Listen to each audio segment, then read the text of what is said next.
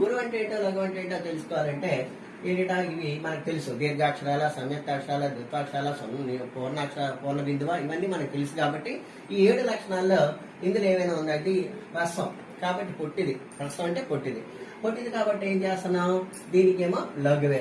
ఇంకా మరొకటి కూడా చూడాలి, పక్కన ఏమైనా ద్విత్వం కానీ సంయుక్తం కానీ ఉంటే అది గురువు అవుతుంది.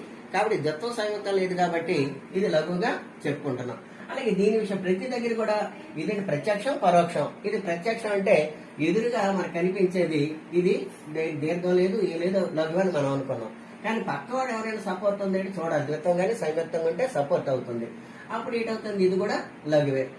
ఇది కూడా అంతే. ఏంటంటే లఘువులో మనకు కనిపించినప్పుడు కూడా ప్రక్కన కూడా చూడాలి, లఘు వస్తుందా గురువు వస్తుందా. అంటే ద్విత్వ సంయుక్తాలు ఉంటే ఏంటవుతుందట, అది గురువు అవుతుంది కదా. ఏమి లేవు కాబట్టి ఇది కూడా లఘువే.